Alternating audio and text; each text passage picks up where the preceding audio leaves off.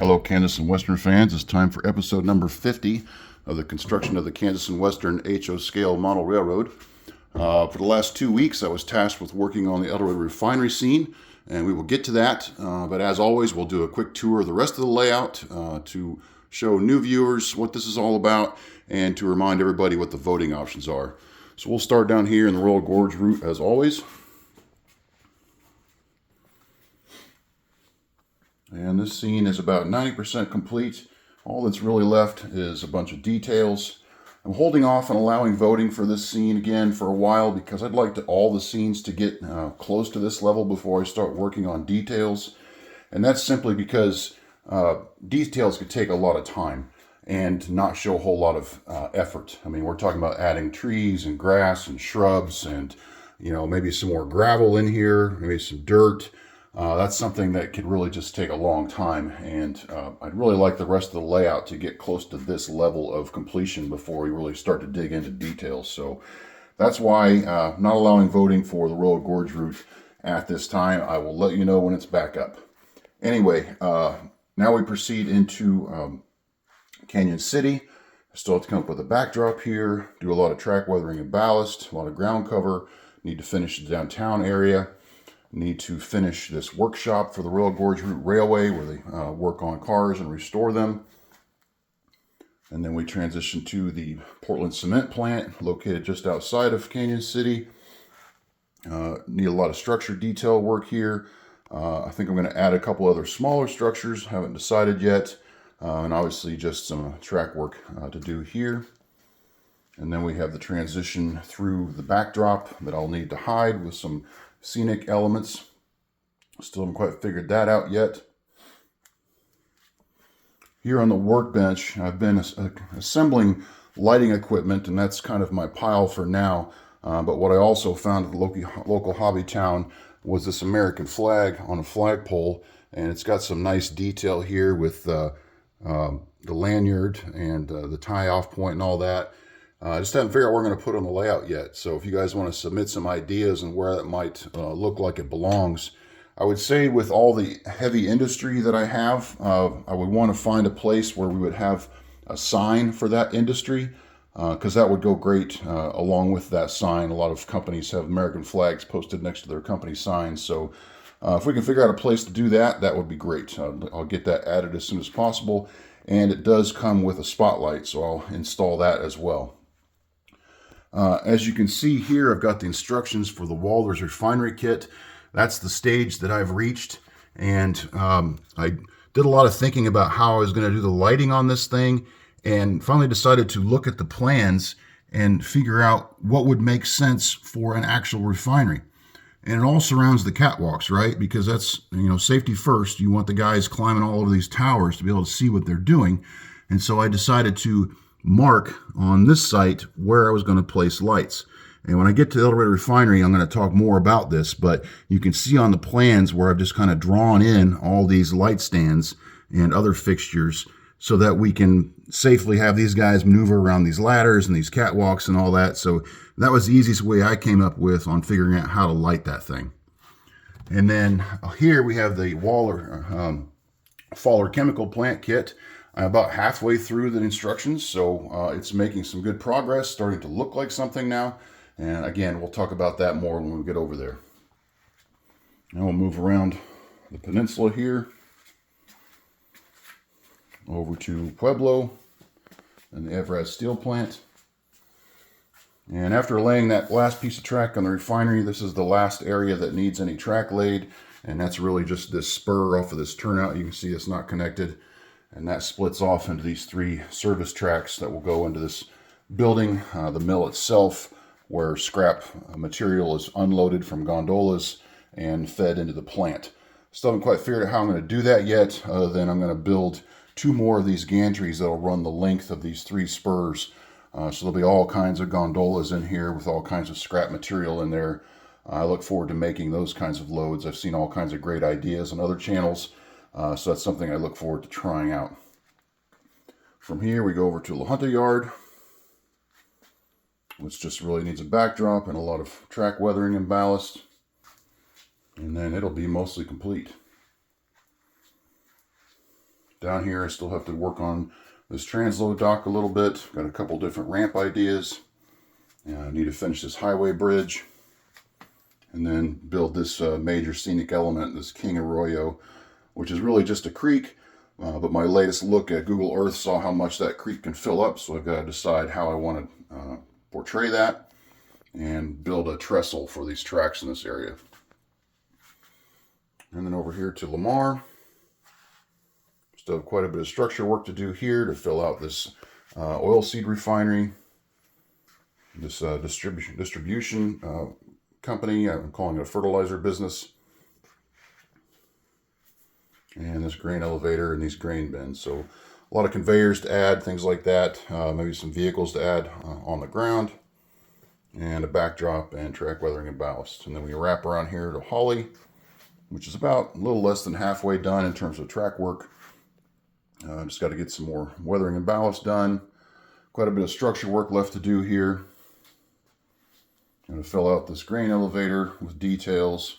Add some more structures over on this side and some more kits in this area. And then this will be one of my first and only grade crossings here. This Highway 89, that will go right to the backdrop. And then up here to the Holcomb Power Plant. I'm going to rework this substation per a commentator's recommendation who actually works at a power plant, or at least used to, and notified me I only need about half of this kit to represent what would sit at a power plant. So I haven't decided yet. I think I'm probably just going to buy a new kit and redo it. I think that'll be a lot easier than trying to cut this thing in half.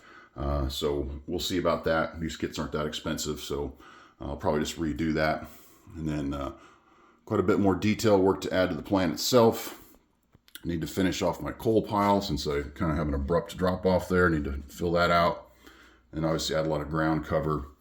The trees on the other side, most of these are just sitting in place.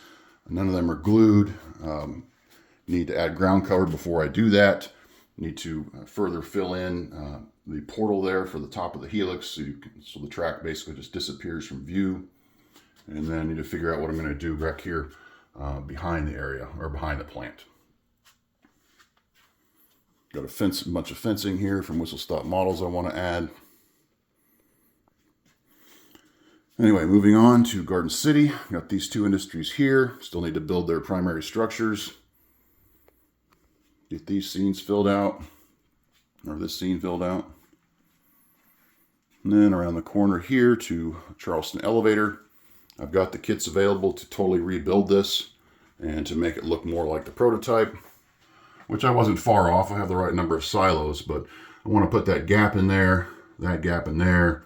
I'm going to add a more modern concrete top distribution house, I think it is. I'm not sure.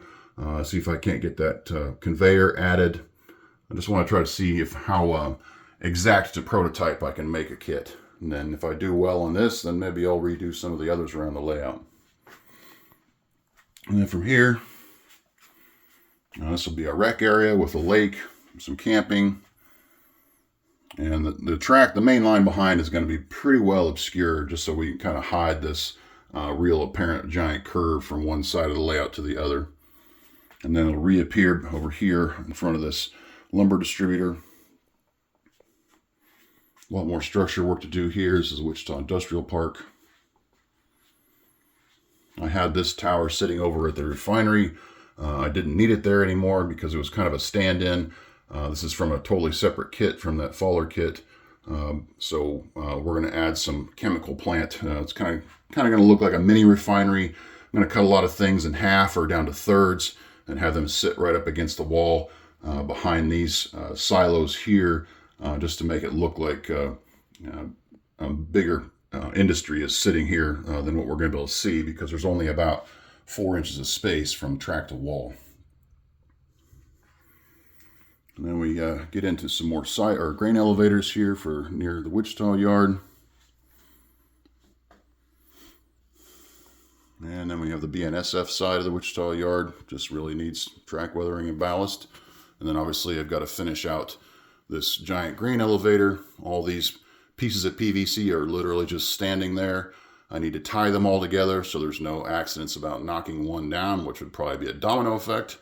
I'm going to redo the main elevator here. I still need to add a distribution house on the top. This is definitely going to be a multi-week or multi-month project to get this thing done, not to mention paint.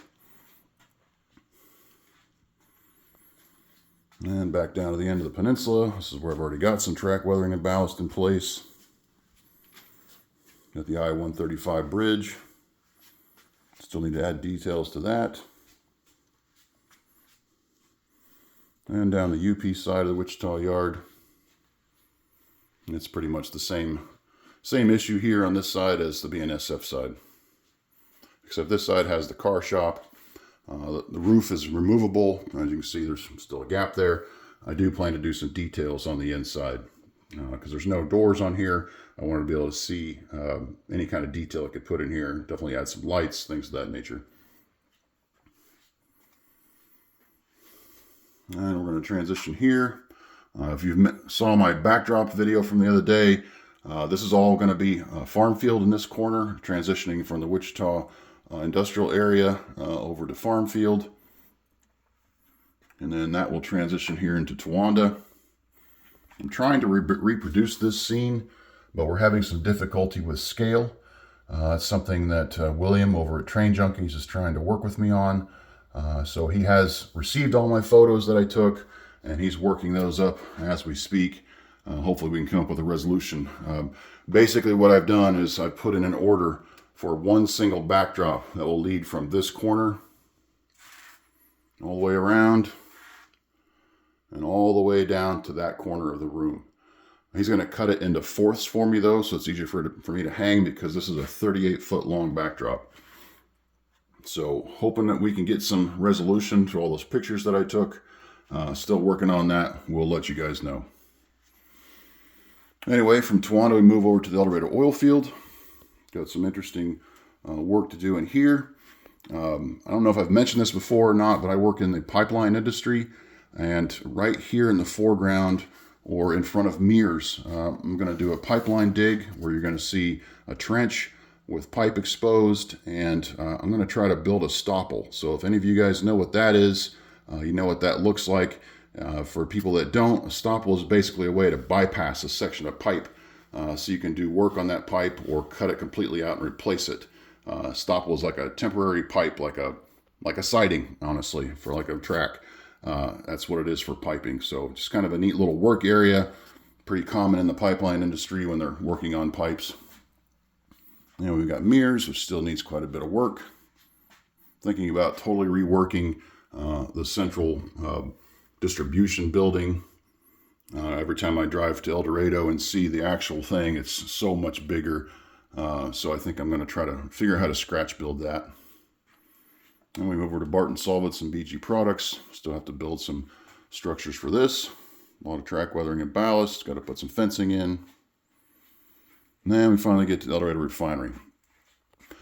So no new ballast work done, but as you can see, I've started working on the track weathering here for all the different spurs. I've been messing around a lot with lights, trying to figure out how I want to do things. You saw me mention the refinery. I've also got some spotlights, which these are much larger than I thought they would be. But I guess looking at the instructions, you're supposed to bury most of it so it can't be seen. So I figure the best place to put these is right here in the corner of the berms to light up these tanks. So I've got a couple of these to do that. I've got a couple HO scale street lights that will mount here near these steps to light these. I've got another one over there for those, for the steps over the berm. And we'll probably do another spotlight on that tank. Here in the foreground, I haven't gotten any work done on these loading racks because I did not have enough new kits to rebuild this as a single custom job. Those have been ordered and they're en route. So once those arrive, I can finally start working on that because I'm excited to get this long loading rack built, lit up, see how that looks. I've seen a lot of great examples on other layouts, so I'm looking forward to taking a stab at that myself. And then over here, I just received these in today. These are some 3D printed cooling towers. They come separately and in halves, and haven't quite figured out yet how I want to paint these up, or if I want to keep them in a series all together. The actual El Dorado Refinery has several of these. Sometimes they're separate, sometimes they're in pairs, sometimes more. But that's a neat detail. Alan Mady found those for me, I believe, on eBay, so I finally got those in today. There's some other details that come with them, some catwalks and ladders. So got to get all that assembled and painted and figure out where I'm going to put it on this complex. For the faller kit itself, I got this tower completed, and the faller picture just shows the kit put together as the model arrives in the box with blue and yellow and all kinds of crazy colors, and I think it just looks so much better all painted up. So I've been having fun doing this. There's lots of little tiny parts, a lot of things I have to cut to length. All these railings, very few of them you put on as they come in the box. You have to cut a lot of them to length. That's gone just fine. Gluing it's gone just fine, but I may have messed up that I didn't add lights as I went, but I wasn't sure at all how I was going to do that, and I didn't really want to hold this kit up that much for that construction, but I think I can go back and do it. These LED stick-on lights I think might work just fine for that, so I just had to figure out how I want to do that. And then we mentioned on my previous videos how I lit this up. This one is not broken. I unplugged it because I'm messing around with how I'm going to light my catwalks. And so what I have here is an N-scale street light, and I've drilled a hole through it, and this thing is very light, so it's not really going to sit still for me to demonstrate, but basically I'm going to have it sitting in this corner where I can get the most support, where it can be glued, something like that, and then have it pointed in a logical direction for lighting the scene. There's lots of different catwalks, so I have to make sure I get everything pointed in the right direction, and then the wire I'll tuck underneath under the support structure and then run it down through the tower itself. So having figured all that out, I've got all the lights ordered. I have one that's, the wires have already broken on. It's very delicate. This is the finest, hair thin wire I've ever worked with, and it's very delicate, so I have to be more careful. But I think I'm going to like this plan. I think it's going to really lead to a good Christmas tree look for that kit, and it's going to sit right here. I'm going to have I have another one of these kits that I'm going to put in another area, but I'm not going to build it to spec. I'm going to basically kit bash it and make it look quite different from the plans. But for this first one, I thought I would do it to plans and see how it turns out. And so far, so good. Anyway, from here, we move around to the Union Tank Car Company. And just need a little bit of structure work, track weathering and ballast, and a backdrop. So that's it for the entire layout. We'll now open up the polling for this weekend. Vote in the comments below which area you'd like to see me work on for the next couple of weeks. Don't worry about burnout. I know there's a lot of times people will say, hey, just work on your own thing. But honestly, I haven't really experienced burnout yet. If you want me to keep working on the refinery until it's done, I'll do it. That's fine, because I find interest in all aspects of this hobby. So, and I still work on a few other things here and there. I'm still working on weathering my entire rail car collection, at least getting those wheel sets and stuff painted. So I'm still working on that. But otherwise, leave your comments leave your vote in the comments below. If you have any questions, include those too. Working on doing another viewer questions video. Those seem to be popular, so add those questions as well. And if you have anything else, leave that there. Thank you, everybody, for your support and participation and help. I guess that's it for now. Everybody have a great weekend.